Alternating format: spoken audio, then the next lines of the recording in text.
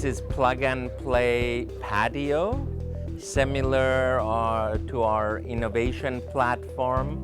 We try to have fun in sunny California, and quite frankly, a lot of young professionals. We believe great ideas come from all corners of the world, but a lot of it comes from the new generation. And we hope to be a platform to make them succeed in their journey as an entrepreneur.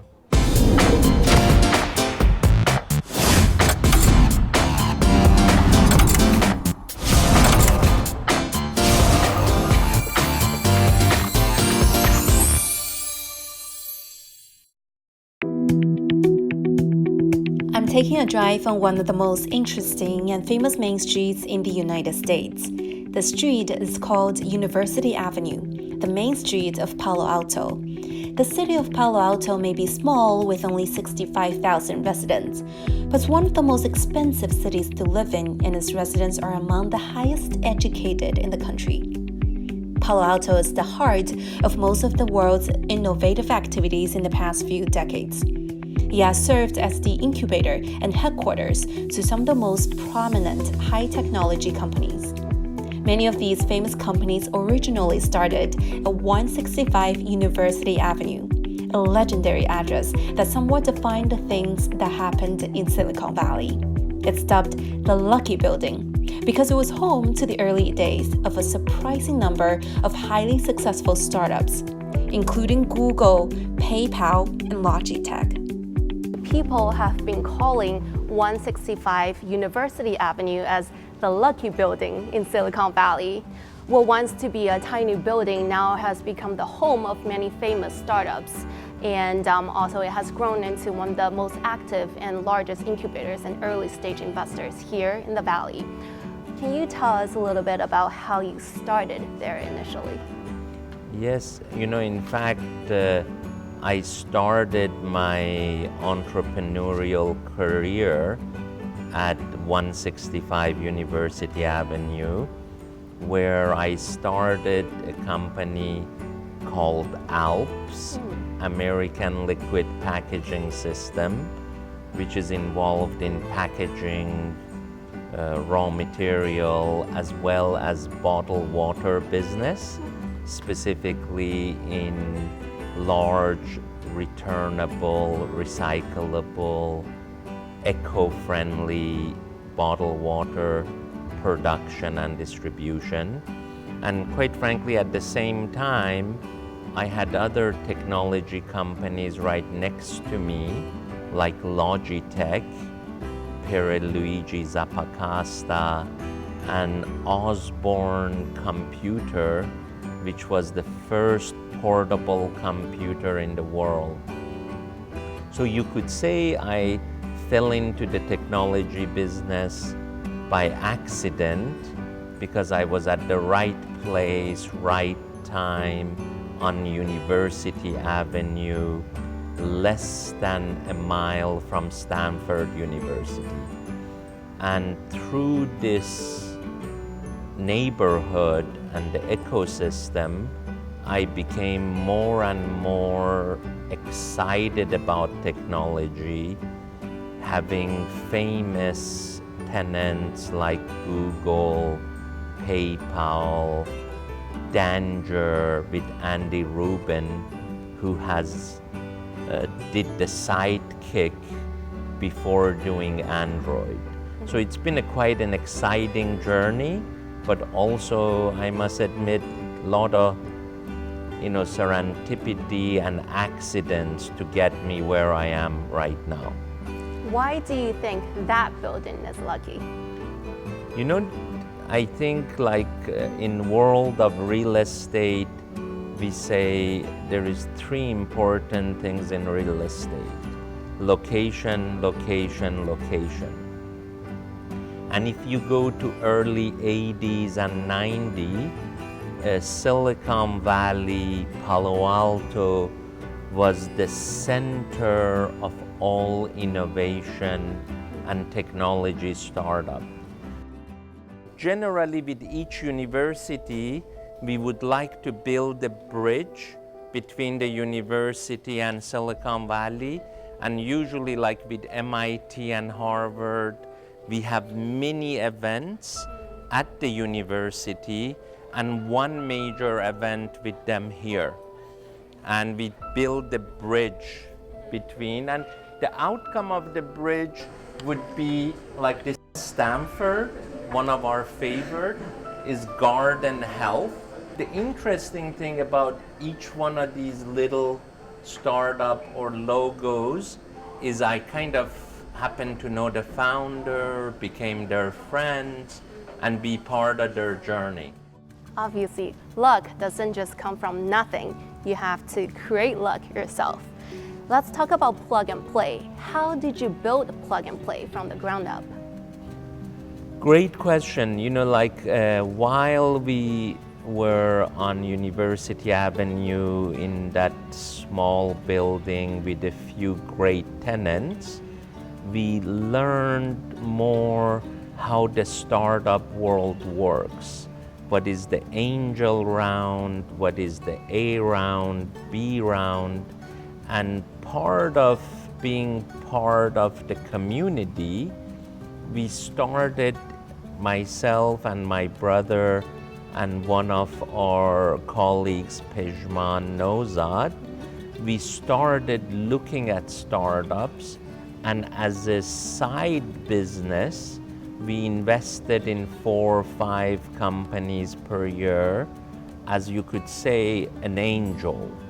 But we tried to run our little angel activity as professionally as possible, and that was the basis of me starting Plug and Play. Marissa Mayer, former Yahoo CEO and Google founding team member, went back to her roots at 165 University Avenue to start a new incubator called Lumi Labs. She thinks this place has a lot of good juju. Saeed Amidi, the owner of the building, came to the United States with his family from Iran. 3 decades ago, he bought 165 University Avenue and hosted startups such as Google and PayPal.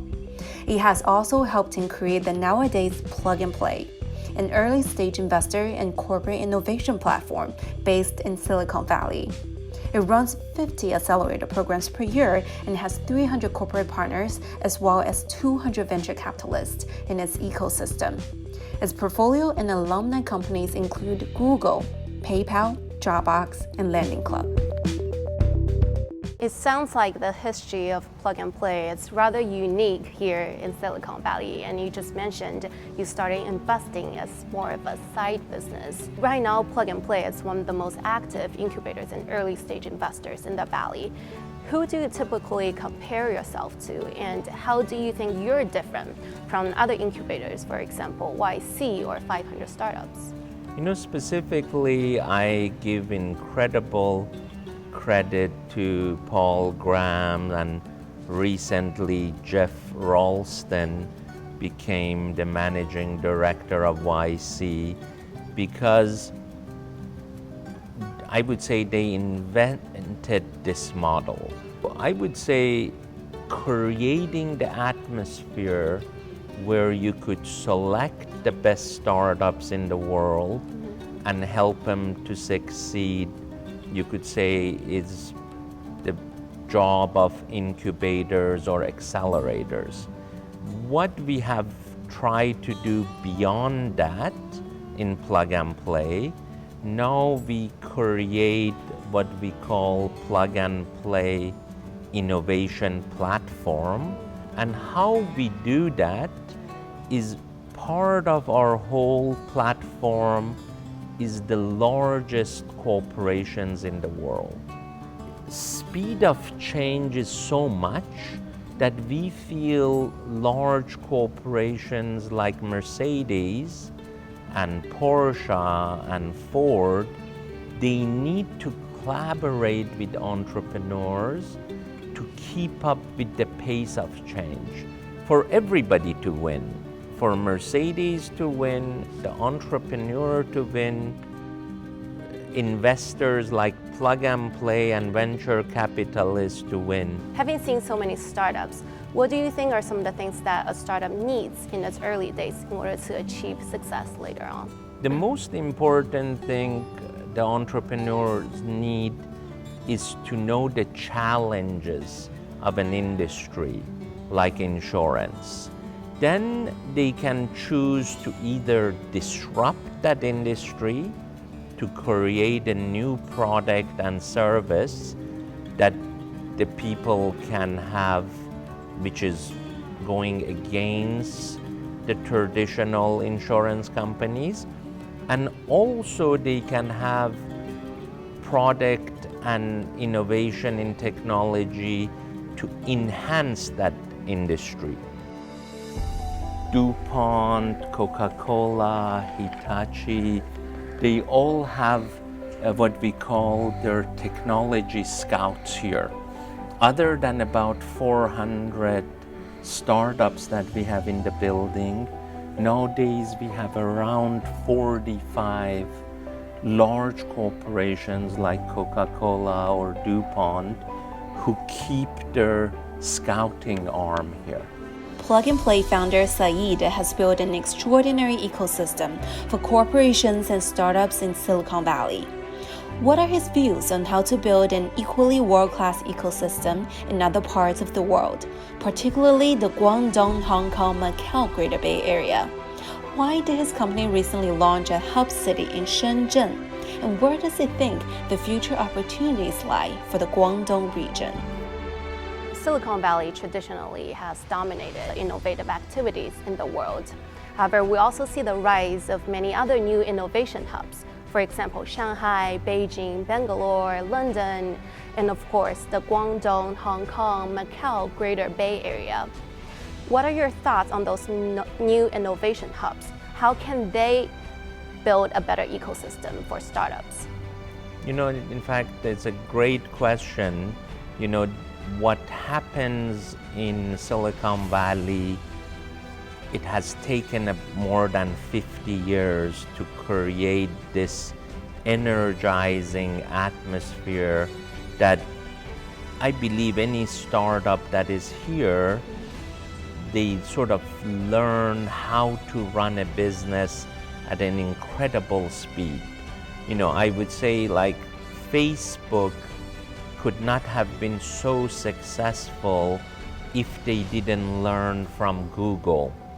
And specifically, a lot of the key players in Facebook came from Google. So what I think has happened in Silicon Valley can repeat in other cities like Shanghai, Beijing, and the Shenzhen area with Macau, Hong Kong, is we have to have success stories. We have to have technology companies that are incredibly successful to be as a poster child for the new entrepreneurs. China is great at private-public partnerships, so we could seed fund a lot of startups, and in fact, we do more than 100 per year in China. And as we recently expanded in Shenzhen, we hope to do the same for that province. But it really takes a whole village to succeed. Yeah. You need to have universities involved, you have to have investors involved, is cooperation, investors, money, and entrepreneurs. How do you think the Guangdong region, or in other words, the Guangdong, Hong Kong, Macau Greater Bay Area, is different from the San Francisco Bay Area? What I have heard is there is incredible hunger for technology startups, technology entrepreneur. I believe Huawei has a big presence there. WeChat, YY. As well as, I think even the first company that Pierluigi Zappacosta started, Logitech, I feel similar to HP and Intel, who were the basis, the foundation of what has happened in Silicon Valley. I think the Shenzhen area has that foundation, has those engineers, similar to Bangalore. They just need to, instead of working for big companies, start startups. And then the funding will come and the success will come. You mentioned Plug and Play now has 10 offices in China.